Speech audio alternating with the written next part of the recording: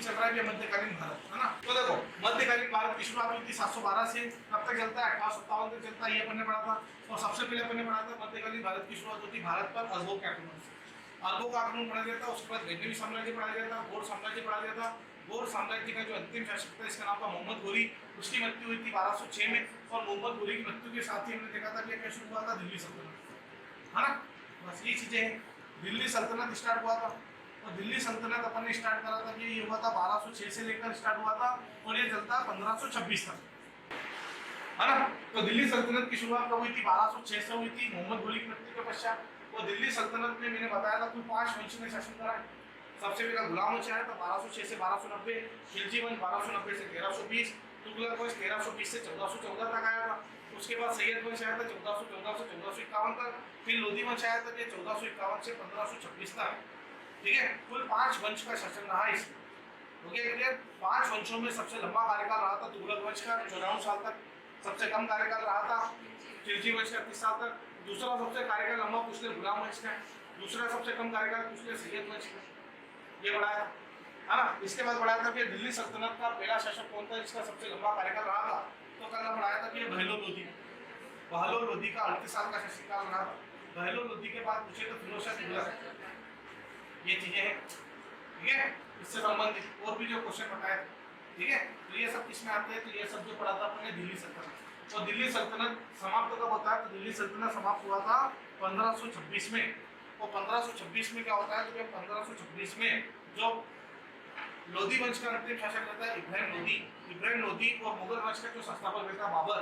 बाबर के मध्य क्या होता है? पानीपत का प्रथम युद्ध हुआ था। इस युद्ध में क्या होता है? तो इस युद्ध में जो इब्राहिम लोधी रहता है क्या हो जाता है? बुरी तरह से पराजित हो जाता है और हार सहन न कर पाने के कारण युद्ध स्थल पर इसकी हो जाती है, मृत्यु हो जाती है। तो क्वेश्चन यहाँ से भी आता है कि ये दिल्ली सल्तनत का पहला ऐसा कौन सा शासक था जिसकी मृत्यु घटना स्थल पर हुई थी, युद्ध स्थल पर मारा गया था? इब्राहिम लोधी। बाकी जितने भी दिल्ली सल्तनत के शासक रहे वे किसी की मृत्यु युद्ध स्थल पर या घटना स्थल पर नहीं हुई, ठीक है। ये पढ़ा था अपन, ठीक है। और इसी के साथ और भी कुछ पॉइंट लिखाया था मैंने आपको दिल्ली सल्तनत के बारे में, जितना आपको पढ़ लेना। अब यहाँ से हम स्टार्ट कर रहे हैं, ध्यान रखना इंपॉर्टेंट है। अब यहाँ से शुरू होता है मुगल साम्राज्य, है ना। यहाँ से क्या शुरू होता है? मुगल साम्राज्य या मुगल एम्पायर। और मुगल साम्राज्य शुरू हुआ था 1526 से शुरू होता है और ये चलता है कि 1857 तक। कब तक चलेगा? 1857 तक, ठीक है।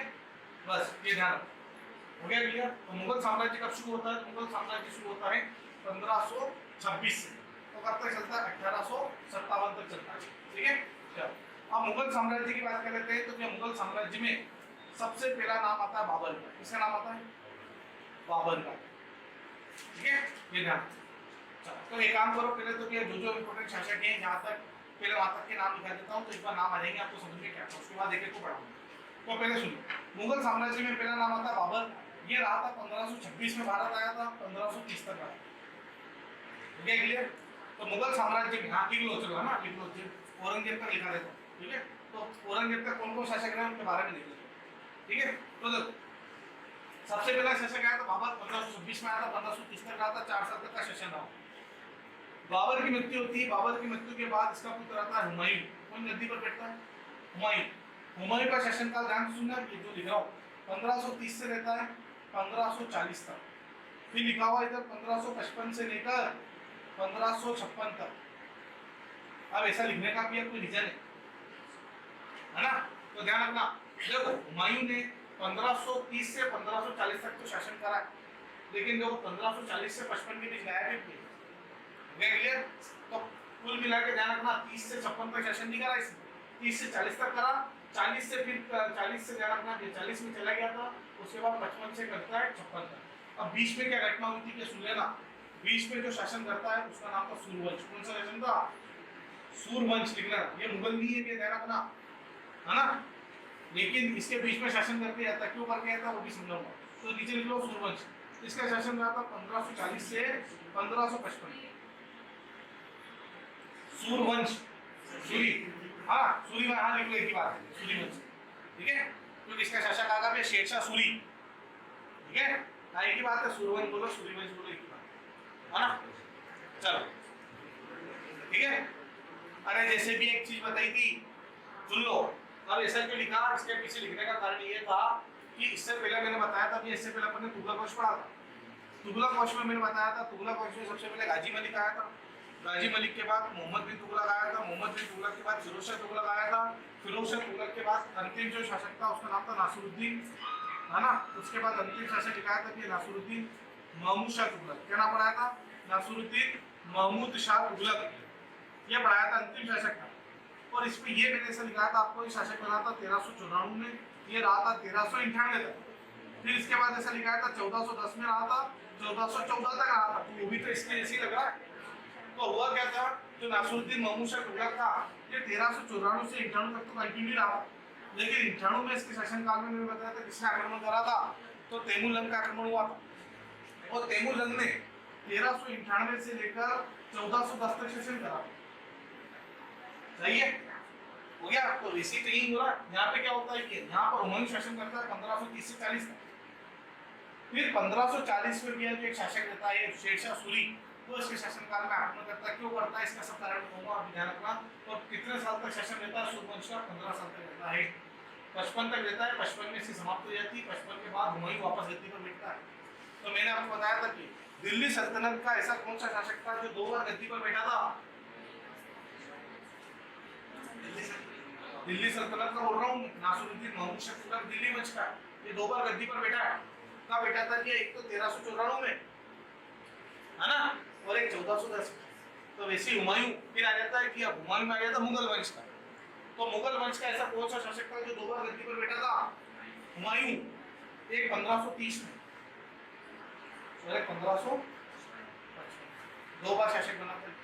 ठीक है, ये ध्यान, ठीक है। और आगे बताऊंगा। तो बीच में कौन शासक? देखो सूर्यवंश जो है ये सुनना, इनका मुगल से लेना देना नहीं। ये तो बीच में शासन करके गया, कैसे? जैसे तैमूरलंग शासन करके गया। अगर पूछ ले भैया तैमूरलंग का संबंध तुगलक वंश से था क्या? नहीं था भी है, वो तो तुर्कमेनिस्तान का शासक था भी है, जो उसके शासनकाल में आकर आक्रमण करा था। तो वैसे ही सूर्यवंश मुगल साम्राज्य का हिस्सा नहीं था, लेकिन इस वंश ने क्या करा था? हुमायूं के शासनकाल में आके क्या करा था? आक्रमण करा था। आगे भी समझ में ध्यान रखना, ठीक है। तो इसमें कौन कौन शासक है वो भी पढ़ेंगे, खाली अभी ध्यान रखो। बीच में किसने शासन करा था? सूर्यवंश ने, 1540 से 1555। इसके बाद अगला लिख लेना, अगला शासक का नाम लिखना अकबर, ठीक है। सबसे पहला मुगल वंश में बाबर आया, बाबर के बाद हुमायूं आया, हुमायूं के बाद आता अकबर। और अकबर का शासनकाल रहता है 1556 से लेकर 1605 तक। कब से लेकर 1556 से 1605 तक अकबर का शासन। हाँ, क्रम देख लो, 1526 से 1530, 1530 से 40, फिर उसके बाद 55 से 56 तक रहा, फिर 56 से लेकर 1605 तक। सही है। अब अकबर के बाद लेना, अकबर के बाद इसका पुत्र आता है, इसका नाम था जहांगीर। क्या नाम आता है? जहांगीर, है ना। ये 1605 से लेकर रहता है 1627 तक। एक एक के बारे में पढ़ना है ना, लेकिन अभी तो खाली नाम बता रहा हूँ। चलो, अकबर था, अकबर 1605 तक। अकबर की मृत्यु होती है 1605 में। 1605 में अकबर की मृत्यु के पश्चात इसका पुत्र कौन आता है? जहांगीर। हो गया क्लियर, है ना। चलो, जहांगीर हो गया, है ना। अब इसके बाद अगला देखना, जहांगीर के बाद, जहांगीर की मृत्यु के बाद इसका पुत्र आता है शाहजहां। कौन आता है? शाहजहां, ठीक है। और शाहजहां रहता 1627 से लेकर 1658 तक, ठीक है, 1658 तक, ठीक है। तो 1627 से लेकर 1658 तक कौन रहता? शाहजहां, ठीक है। और शाहजहां की मृत्यु के पश्चात अगला जो शासक आता है शाहजहां का पुत्र औरंगजेब। कौन बैठता गद्दी पर? औरंगजेब, औरंगजेब। और औरंगजेब का शासनकाल रहा था 1608 से लेकर 1707 तक। कब तक रहता है? 1707 तक, ठीक है। लेकिन मैंने क्या कहा भैया, मुगल तो है 1857 तक, है ना। और भी शासक है, लेकिन यहाँ तक तो बताएंगे, पहले यहाँ तक तो सुन लेना, ठीक है। सबसे पहले पढ़ने के बाद कर रहे हैं पढ़ मुगल वंश। मुगल वंश कब शुरू हुआ था? 1526 में। कब तक चलता है? 1857 तक चलता है। मुगल वंश में सबसे पहला नाम आता बाबर का, 1526 से रहा था 1530 तक। बाबर के बाद बाबर की मृत्यु हो जाती है, उसका पुत्र था हुमायूं। हुमायूं रहता है 1530 में शासक बनता है, 1540 तक होता है। उसके बाद हुमायूं के शासनकाल में शेरशाह सूरी का आक्रमण होता है। तो शेरशाह सूरी जो रहता है भी आक्रमण करता है, सूर्यवंश ने 1540 से 1555 तक शासन करा था। उसके बाद अगला जो आता है भी है, उसके बाद हुमायूं की मृत्यु होती है। हुमायूं के बाद अगला शासक आता है, उसका नाम रहता है अकबर, जो हुमायूं का पुत्र था। तो हुमायूं का पुत्र कौन था? अकबर था। जो कब तक शासक रहता है, तो हुमायूं अकबर जो रहता है 1556 में शासक बनता है, वो 1605 से रहता है। अकबर की मृत्यु होती है, अकबर का पुत्र रहता है जहांगीर, तो जहांगीर कब से कब तक रहता है, तो जहांगीर रहता है 1605 से लेकर 1627 तक। फिर 1627 से लेकर 1658 तक रहता है शाहजहां, जो जहांगीर का पुत्र, ठीक है। फिर शाहजहां के बाद कौन आता है, तो शाहजहां जो रहता है ये 1658 तक था।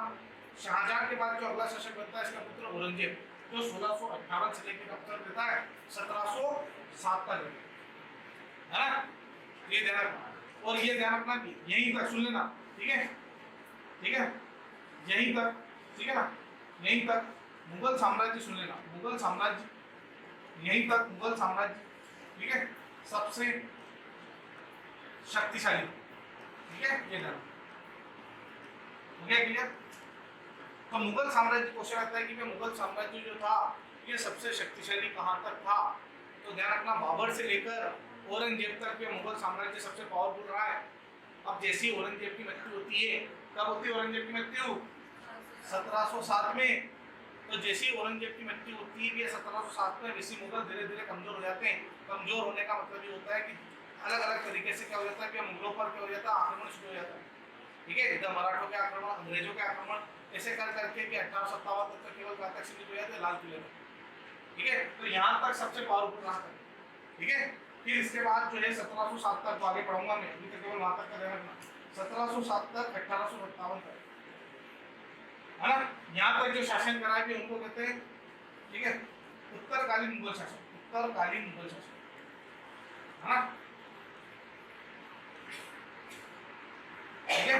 उत्तरकालीन, इसके बाद आते हैं जो उत्तरकालीन मुगल शासक आते हैं, ठीक है।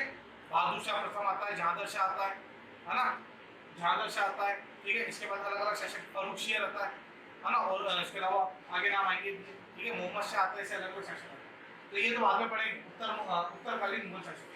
तो अगर आपसे पूछे कि उत्तरकालीन मुगल शासक का क्रम क्या है, कहाँ से पता है कि 1707 से 1800 क्लियर, ठीक है।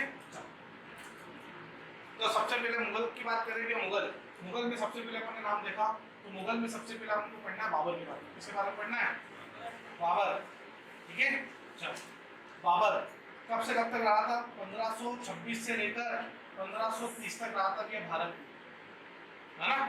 तो बाबर ने केवल और केवल कितने साल तक शासन करा था भारत, 4 साल तक शासन करा। अब पूरा लिखना है कि बाबर के बारे में, है ना, जो भी चीजें एग्जाम में आती है उसकी बात कर रहा हूँ, इतना पढ़ लेना। इसके बाद कोई सी भी बुक मत उठाना, जितना पढ़ रहा हो उसको व्यवस्थित लिख लेना, उसको पढ़ लेना, हर एग्जाम में काम आ जाएगा, ठीक है। चलो, तो बाबर के बारे में, ठीक है। चलो अब इसको लिखा देता हूँ पहले, तो लिख लेना जो जो मेन मेन चीजें, है ना। तो सबसे पहले तो पॉइंट करके लिख लेना, पहला पॉइंट करके लिख लेना कि जन्म करके लिखो, जन्म, ठीक है। चलो, बाबर, ठीक है। तो सबसे बेसिक चीजें जो है भी इसके बारे में पढ़ लेते हैं। तो सबसे पहले लिख लेना बाबर का जन्म।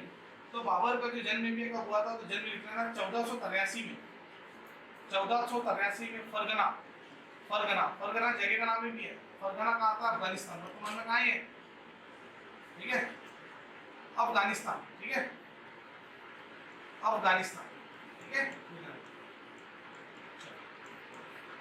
तो पहला क्वेश्चन क्या दिया, पहला क्वेश्चन ये बता दिया कि बाबर का जन्म कहाँ हुआ था। तो बाबर का जो जन्म हुआ था 1483 में हुआ था। तो 1483 में बाबर का जन्म कहाँ हुआ था, तो बाबर का जन्म 1483 में फरगना जगह का नाम है, फरगना अफगानिस्तान में हुआ। हो गया इतना क्लियर। दूसरा लिखना, ठीक है, पिता करके लिख लो कि इसके पिता का नाम क्या था, है ना, कुरान दिखा रहा हूँ, खाली ऐसे लिखते जाओ। तो बाबर का जन्म कब हुआ था, 1483 में हुआ था। कहाँ पर, फरगना जगह का नाम है, अफगानिस्तान में इसका जन्म हुआ था, है ना। पिता करके लिख लेना, इसके पिता का नाम लिखना, लिखो उमर शेख मिर्जा, उमर शेख मिर्जा। तो बाबर का पिता का नाम क्या था, उमर शेख मिर्जा, ठीक है। तो बाबर के पिता का नाम क्या था, तो बाबर के पिता का नाम था उमर शेख मिर्जा, ठीक है। उमर शेख मिर्जा, बाबर के पिता कौन थे, उमर शेख मिर्जा। आगे लिखना, जो कि, आगे लिखो, जो कि फरगना के शासक थे, ठीक है। इसके पिता के शासक थे फरगना, ठीक है। जो अफगानिस्तान का एक क्षेत्र था फरगना, वहां के इसके पिता क्या थे, शासक थे, ठीक है। तो क्वेश्चन ऐसे भी आते हैं कि जो बाबर के पिता थे ये कहाँ के शासक थे, फरगना। वही बाबर का क्या हुआ था, जन्म हुआ था। तो बाबर का जन्म कहाँ हुआ था, फरगना अफगानिस्तान में इसका जन्म हुआ था। और इसके पिता जो थे उमर शेख मिर्जा, जो कि कहते हैं कि फरगना के शासक थे। चलो इसके बाद अगला लिखना, ठीक है। चलो अगला लिख लेना, लिखो बाबर का वास्तविक नाम लिखना, बाबर का वास्तविक नाम, ये तो उपाधि भी है, इसका नाम ये नहीं है, ठीक है। तो बाबर का वास्तविक नाम क्या था, ठीक है, वास्तविक नाम लिख लेना जहरुद्दीन मोहम्मद, जहरुद्दीन मोहम्मद, ठीक है। चलो ये ध्यान रखना, तो जो बाबर था भी इसका वास्तविक नाम क्या था, तो बाबर का वास्तविक नाम था जहरुद्दीन मोहम्मद, ठीक है, ये ध्यान। चलो इसके बाद अगला पॉइंट लिखना, देखो बाबर, अगला देखो बाबर लिखना, बाबर लिखो अपने पिता, अगला पॉइंट लिखना, देखो बाबर अपने पिता, देखो बाबर अपने पिता लिखना उमर शेख मिर्जा की, बाबर अपने पिता उमर शेख मिर्जा की, बाबर अपने पिता लिखना उमर शेख मिर्जा की मृत्यु के बाद, बाबर अपने पिता उमर शेख मिर्जा की मृत्यु के बाद लिखना सन 1494 में, सन 1494, सन 1494 में लिखना, सन 1494 में लिखना 11 वर्ष की आयु में, 11 वर्ष की आयु में, ठीक है, 11 वर्ष की आयु में फरगना का शासक बना, फरगना का शासक बना, ठीक है। तो 11 वर्ष की आयु में क्या बना था, ये फरगना का शासक बना, ठीक है। यहाँ तक की चीज आ गई। क्या बताया भी अभी अपन ने, तो खाली सामान्य परिचय दिया, क्या सामान्य परिचय दिया, तो ये बताया बाबर जो था ये कौन था, ये मुगल वंश का संस्थापक है, तो मुगल वंश का संस्थापक कौन था, बाबर था।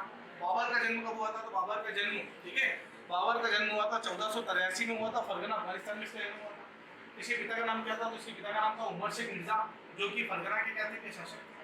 इसके बाद दिखाया कि जो बाबर जो था इसका वास्तविक नाम क्या था, तो बाबर का वास्तविक नाम था जहरुद्दीन मोहम्मद, ये इसका वास्तविक नाम था। इसके बाद मैंने बताया कि जो बाबर था, हाँ, ये अपने पिता उमर शेख मिर्जा की मृत्यु के पश्चात सन 1194 में कब बना था, ये शासक 1194 में 11 वर्ष की आयु में क्या बना था, फरगना का शासक बना, ठीक है। ये क्वेश्चन आता है कि बाबर जब शासक बना था, क्या इसकी उम्र कितनी थी, तो केवल 11 वर्ष की आयु में क्या फरगना का शासक बना था, ठीक है। चलो अब अगला पॉइंट करके लिख लेना, फरगना का शासक बना, और नीचे अगला पॉइंट करके लिख लेना, ठीक है। चलो अगला पॉइंट लिखना, लिख सन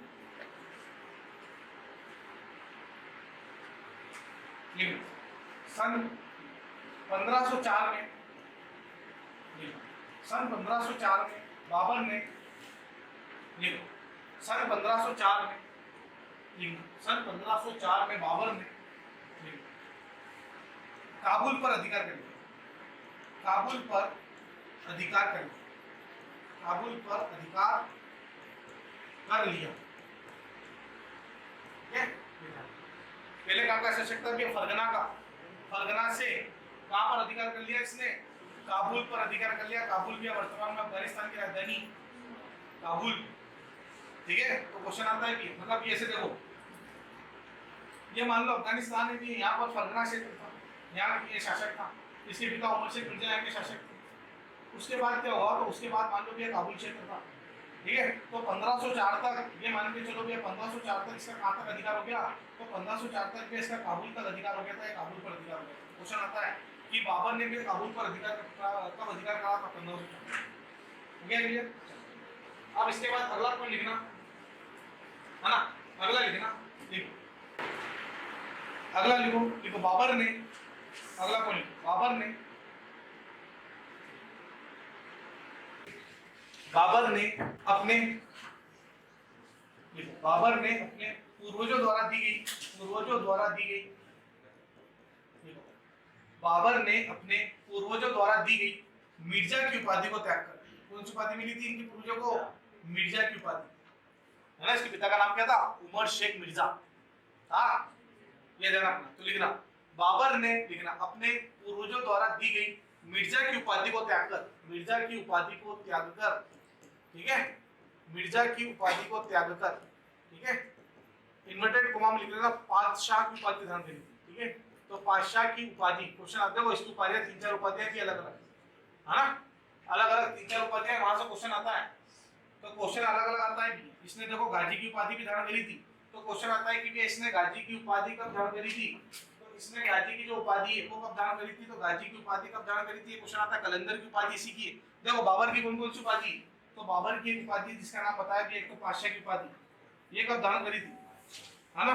दूसरा आता है सुनना, दूसरा एक आती है गाजी की उपाधि, तीसरा गाजी के बाद कलंदर की उपाधि, कलंदर ये उपाधि है बाबर की, तो कब की उपाधि धारण करी थी, ठीक है। तो देखो पातशाह की उपाधि कब धारण करी थी, तो अपने पूर्वजों द्वारा दी गई मिर्जा की उपाधि को त्याग कर, कौन सी उपाधि मिली थी इनके पूर्वजों को, तो क्वेश्चन आता है कि भैया बाबर ने अपने पूर्वजों द्वारा दी गई मिर्जा की उपाधि को त्याग कर कौन सी उपाधि धारण करी थी, पातशाह की उपाधि। फिर आता है कि गाजी की उपाधि इसने कब धारण करी थी, बाबर ने, इंपॉर्टेंट क्वेश्चन है। और मैंने कहा था भैया गाजी की उपाधि कौन धारण करता था, जब गाजी शासक होते थे इससे पहले किसने धारण करी थी, बहलोल लोधी ने करी थी। तो भैया इसने ध्यान रखना बाबर ने गाजी की उपाधि, आगे युद्ध होगा खानवा का युद्ध, कौन सा युद्ध होता है, खानवा का युद्ध होता है, ठीक है। एक तो पानीपत का युद्ध तो बता दिया इब्राहिम लोधी के साथ हुआ था, उसके बाद एक युद्ध होता है खानवा का युद्ध, और खानवा का युद्ध किससे होता है कि राणा सांगा से, किससे होता है, चित्तौड़ के शासक मेवाड़ के शासक राणा सांगा से युद्ध होता है, ठीक है, राणा सांगा, ठीक है, ध्यान रखना भी, ठीक है। चल इनसे युद्ध होता है खानवा का युद्ध, और इसमें राणा सांगा को हराकर इन्होंने कौन सी उपाधि ली थी, गाजी की उपाधि। क्वेश्चन आता है बाबर ने गाजी की उपाधि कब धारण करी थी, तो बाबर ने गाजी की उपाधि को कब धारण करा था, राणा सांगा को हराकर, खानवा का युद्ध होता है, ठीक है, प्रसिद्ध युद्ध था खानवा का युद्ध, ठीक है। किसके बीच हुआ था, तो ये हुआ था बाबर और मेवाड़ के शासक राणा सांगा के बीच, ठीक है, ध्यान रखना, ठीक है। और कलंदर की उपाधि कब मिली थी इसको, तो ऐसा कहा जाता है कि जब इसने खानवा, सुन लेना ना, खानवा के युद्ध के बाद जब इसने भी किसको पराजित करा था, राणा सांगा, तो कहा जाता है कि भी इसको अपार धन संपत्ति, मेन उद्देश्य क्या था कि भारत आना लूटपाट करना, तो इसको अपार धन संपदा मिली थी, क्या मिली थी, अपार धन संपदा, ठीक है, आ गया समझ में। तो अपार धन संपदा मिली थी, तो इसने क्या करा था, कहा जाता है कि इसने एक एक सिक्के अपने जहाँ का शासक था या फरगना काबुल का, अपने जितने भी जनता थी उनको एक एक सोने के सिक्के क्या करते, इसने प्रजा को क्या कर रहे थे, एक एक सोने के सिक्के दान कर रहे थे। तो वहां की जनता ने इसको कौन सी उपाधि दी थी, उदारता के कारण, बिहेवियर के कारण, शासक के नाम से भी है ना कि एक एक सोने के सिक्के सबको क्या कर रहे थे, इसने दान दिए थे। तो अपने को देते तो अपन ही रखते भी है नाम, उपाधि देते, तो इसी इसको उपाधि दी थी। तो उसकी प्रजा ने इसको उदारता के कारण कौन सी उपाधि दी थी, कलंदर, तो ऐसे नाम आते ही आगे समझे। तो अभी तो क्या करा, अभी तो इसने क्या करा था, अपने पूर्वजों द्वारा दी गई मिर्जा की उपाधि को त्याग कर कौन सी उपाधि धारण करी थी, पातशाह की उपाधि। हो गया क्लियर। चलो अब इसके बाद अगला पॉइंट करके लिख लेना, लिख लो अगला पॉइंट करके लिख लेना, लिखो बाबर, ये भी इंपॉर्टेंट है देना, लिखो बाबर, लिखो बाबर लिखना, अपने पिता की ओर से, अपने पिता की ओर से, लिखो बाबर अपने पिता की ओर से, लिखो बाबर अपने पिता की ओर से, लिखो बाबर अपने पिता की ओर से लिखना, तैमूरलंग का, तैमूरलंग का पांचवा वंशज, ठीक है। क्या हुआ भी इसका मतलब आया समझ में, जो बाबर था ये अपने पिता की ओर से क्या था, तैमूरलंग का पांचवा वंशज था। पांचवा वंशज का मतलब हो गया भी ये जो बाबर था अपने पिता की ओर से किसका वंशज था, ये तैमूरलंग का पांचवा वंशज। तैमूरलंग कौन, जिसने 1398 में तुगलक नासिरुद्दीन महमूद शाह तुगलक के शासनकाल में आक्रमण करा था। तो ये इसका पांचवा वंशज कैसे हुआ कि बाबर के पिता उमर शेख मिर्जा, उमर शेख मिर्जा के पिता जो होंगे उसके पिता वो तैमूरलंग आ जाएगा पांचवा। जैसे कैसे बाबर, अरे पांचवा वंशज कैसे हुआ भैया, बाबर, बाबर का पुत्र कौन, तो बाबर के पिता का नाम क्या था, उमर शेख मिर्जा, ये होगा उमर शेख मिर्जा, ठीक है, उमर शेख मिर्जा। अब उमर शेख मिर्जा के जो पिता होंगे वो तीसरी पीढ़ी, ये एक, ये दो, ये तीन, इसके बाद इसके जो पिता होंगे भी इसके बाद चौथा, है ना, ठीक है। तो तैमूरलंग, ठीक है, तो तैमूरलंग उसका पिता हो रहा है ये, तो ठीक है जरा, है ना। देखो बाबर, बाबर के बाद कौन है, उमर शेख, है ना, उमर शेख के बाद, ठीक है, तैमूरलंग, ठीक है, तैमूरलंग, तैमूरलंग के बाद इसका पुत्र बना के शाहरुख, है ना। अब इसका पुत्र कौन है ये पता नहीं, इसके बाद, ठीक है, ये पहला, ये दूसरा, है ना, या कोई शासक रहेगा कि तीसरा, इसके बाद बताया चौथा, चौथा कौन था, उमर शेख, आ गया समझ में, ठीक है। तो उमर शेख के बाद भी पांचवा बाबर। अब आया लॉजिक समझ में इस तरीके से। तो बाबर अपने पिता की ओर से तैमूरलंग का क्या था, पांचवा वंशज था। हो गया क्लियर? तो लिखा हुआ है बाबर अपने पिता की ओर से तैमूरलंग का पांचवा वंशज था तथा लिख लेना तथा अपनी माता की ओर से, ठीक है, अपनी माता की ओर से, ठीक है, अपनी माता की ओर से लिखना, अपनी माता की ओर से लिखना चंगेज खान। अभी नाम पढ़ा था अपन ने इससे पहले, कल पढ़ाया था। चंगेज खान मंगोल आक्रमणकारी था। तेमुचिन इसका वास्तविक नाम था, है ना। इल्तुतमिश के शासनकाल में 1229 में इसने क्या करा था, आक्रमण करा था। तो पहला आक्रमण इल्तुतमिश के शासनकाल में हुआ था चंगेज खान का, है ना। तो इसकी जो माता थी, है ना, तो बाबर की जो माता थी ये तथा अपनी माता की ओर से चंगेज खान का ध्यान रख लेना 14वां वंशज था। कौन सा वंशज था? 14वां वंशज। मतलब इसके पिता तो तैमूरलंग से थे और इसकी माता जो थी वो किस वंश की थी? चंगेज खान से थी। आ गया क्या समझ में? इस तरीके से पूछा जाता है कि बाबर का संबंध किससे था। तो बाबर का संबंध ध्यान रखना कि बाबर जो था अपने पिता की ओर से तैमूरलंग का क्या था किया, तो तैमूरलंग का ध्यान रखना पांचवा वंशज, और अपनी माता की ओर से क्या ध्यान रखना, तो अपनी माता की ओर से चंगेज खान। तो क्वेश्चन आता है कि बाबर अपनी माता की ओर से किससे संबंध रखता था? Genghis Khan.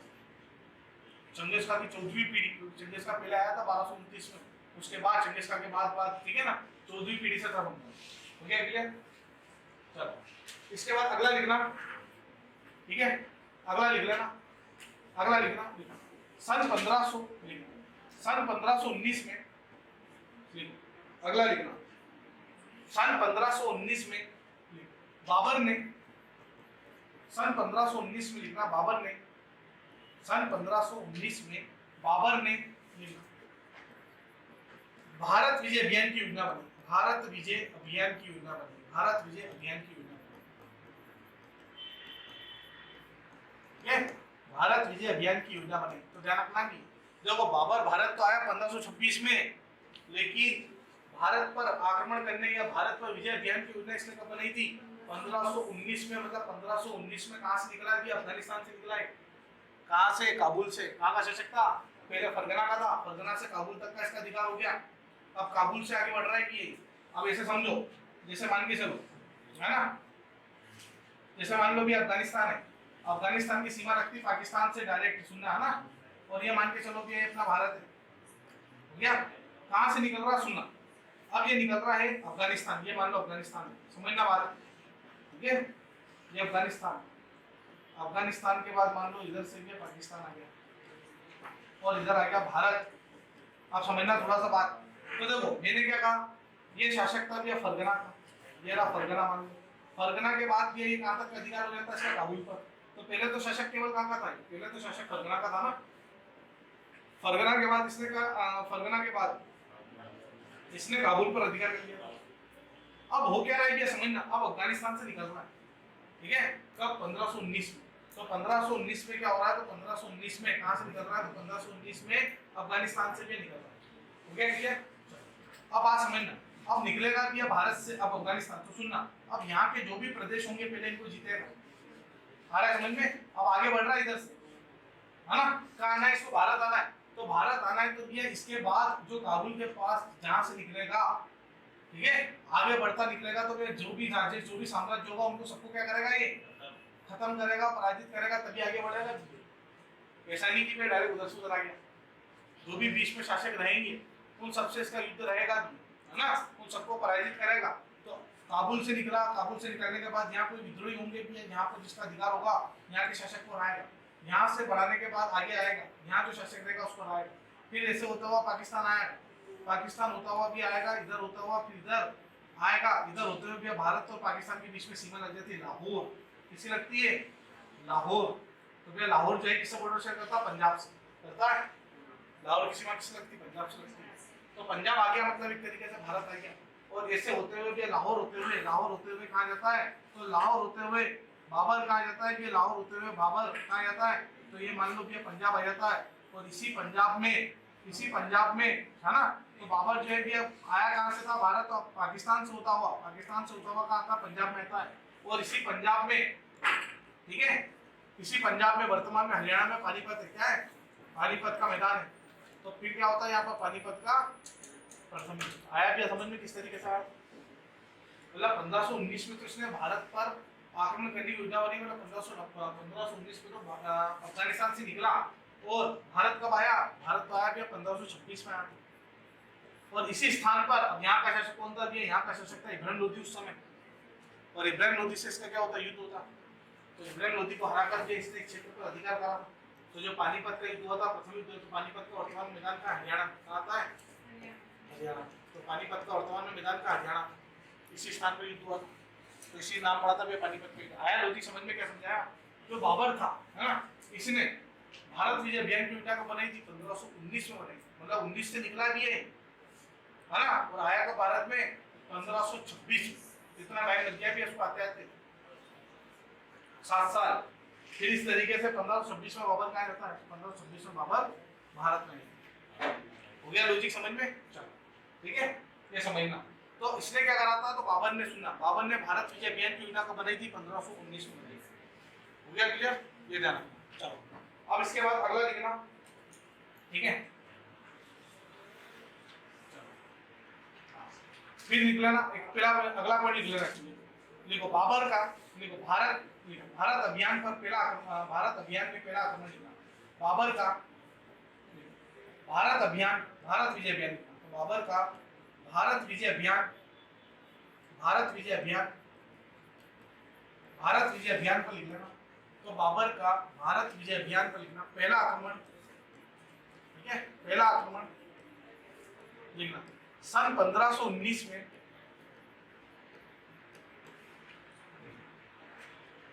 तो बाबर का भारत विजय अभियान पर लिखना, ठीक है, पहला आक्रमण लिखना सन 1519 में लिखना। यूसुफ जाई, यूसुफ जाई, यूसुफ जाई जातियों के विरुद्ध था, है ना, यूसुफ जाई जातियों के विरुद्ध था, ठीक है।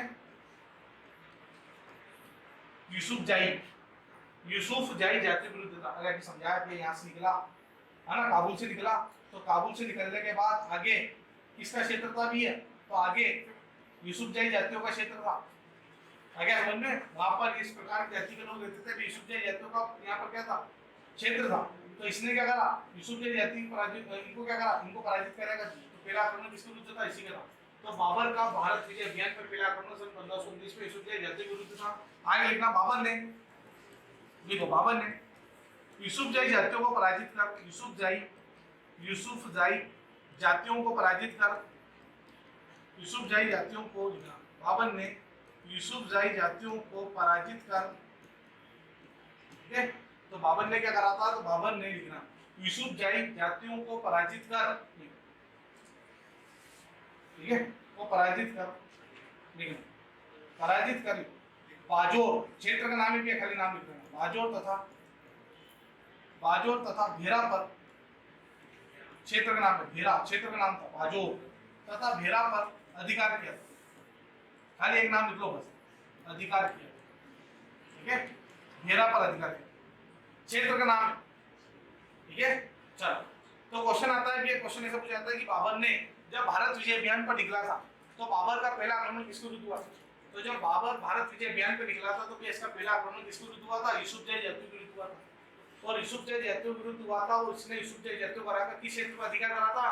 तो बाजोर और भेरा क्षेत्र का नाम भी है ना, जहां से काबुल अफगानिस्तान से निकला था। मान लो काबुल अफगानिस्तान के आगे का क्षेत्र है, तो बाजोर भेरा पर इसने क्या करा था? सबसे पहले अधिकार करा था, इसको जीता था। अब यहाँ से आगे बढ़े, है ना, बाकी के वो जो है वो पूछते नहीं, ये इंपोर्टेंट था, मैंने आपको बता दिया, इसको ध्यान, ठीक है। चलो अब इसके बाद, ठीक है, अगला टॉपिक आगे लिख लेना, लिखो बाबर द्वारा, नीचे लिखना बाबर द्वारा, बाबर द्वारा लिखना भारत में, लिखना बाबर द्वारा भारत में लड़े गए प्रमुख युद्ध, ठीक है। तो बाबर द्वारा भारत में लड़े गए प्रमुख युद्ध, ठीक है। तो बाबर द्वारा भारत में लड़े गए प्रमुख युद्ध, ठीक है। तो बाबर ने भारत में कौन कौन से प्रमुख युद्ध लड़े थे, इसको पढ़ना है, इंपोर्टेंट है, यहाँ से भी क्वेश्चन आते हैं, ठीक है। चलो सुन लो, अभी तक क्या पढ़ा अपन ने, उसको एक बार सुन लो फटाफट, ठीक है। तो देखो सबसे पहले अपन ने आज स्टार्ट करा भी मुगल वंश। तो मुगल वंश स्टार्ट हुआ, मुगल वंश कहाँ से स्टार्ट होता? बाबर से, ठीक है। और बाबर कब आया था? 1526 में आया था। कब तक रहा था? 1530 तक रहा था, 4 साल तक का शासन रहा था। तो सबसे पहले मैंने बताया कि बाबर जो था, बाबर का जन्म कब हुआ था? तो बाबर का जन्म 1483 में फरगना अफगानिस्तान में इसका जन्म हुआ, है ना। इसके पिता का नाम क्या था? उमर शेख मिर्जा था, जो कहते हैं कि फरगना के शासक थे। हो गया क्लियर। इसके बाद क्या था कि बाबर का वास्तविक नाम क्या था, जहरुद्दीन मोहम्मद, ये बाबर का वास्तविक नाम। फिर बताया था बाबर के जो पिता थे उमर शेख मिर्जा, इनकी मृत्यु कब हुई थी 1494 में। तो 1494 में अपने पिता की मृत्यु के पश्चात महज 11 वर्ष की आयु में शासक बना था। क्वेश्चन आता है कि कितनी वर्ष की उम्र में शासक बना था, 11 वर्ष की अवस्था में शासक बना था। हो गया क्लियर। इसके बाद मैंने बताया था कि जो बाबर था इसने क्या करा था, तो 1504 में काबुल तक अधिकार कर लिया था, मतलब फरगना से लेकर काबुल तक का क्षेत्र इसका होगा। इसके बाद बताया था बाबर ने क्या करा था, तो बाबर ने अपने पिता के द्वारा दी गई, सॉरी अपने बाबर ने अपने पूर्वजों के द्वारा दी गई मिर्जा की उपाधि को त्याग कर कौन सी उपाधि धारण करी थी, पातशाह की उपाधि। तो क्वेश्चन आता है कि बाबर ने पातशाह की उपाधि कब धारण करी थी, तो अपने पूर्वजों द्वारा दी गई मिर्जा की उपाधि को त्याग कर, ये बताया। इसके बाद बताया कि बाबर जो था अपने पिता की ओर से तैमूर का पाशा वंशज, वो माता की ओर से चंगेज खां का 14वां वंशज था, ये अपन ने देखा, ठीक है। इसके बाद मैंने बताया था कि जो बाबर था इसने भारत विजय अभियान की योजना को बनाई थी। तो बाबर ने भारत विजय अभियान की योजना जो बनाई थी 1519 में बनाई, मतलब 1519 में भारत पर आक्रमण करने के लिए निकला। तो भारत विजय अभियान की योजना इसने कब बनाई थी, 1519 में बनाई थी। फिर मैंने बताया था कि जो भारत विजय अभियान की इसने योजना बनाई थी, तो भारत विजय अभियान के तहत इसने पहला आक्रमण क्या करा था, तो भारत विजय अभियान के तहत पहला आक्रमण इसने सन 1519 में यूसुफजई जैतू के विरुद्ध किया था। तो बाबर का भारत के अभियान के विरुद्ध पहला आक्रमण किसके विरुद्ध था, यूसुफजई जैतू के विरुद्ध था। तो जो यूसुफजई जैती के लोग थे उनको पराजित करा था। पराजित करने के साथ ही क्या जो बाजोर और भेरा जो क्षेत्र था इस पर इसने क्या करा था, अधिकार करा। हो गया क्लियर। अधिकार करा था, अधिकार करने के बाद फिर आगे बढ़ा। आगे बढ़ने के बाद फिर अपन कल देखेंगे कि बाबर के द्वारा लड़े गए प्रमुख युद्ध कौन कौन से इसके द्वारा इंपोर्टेंट युद्ध, ठीक है।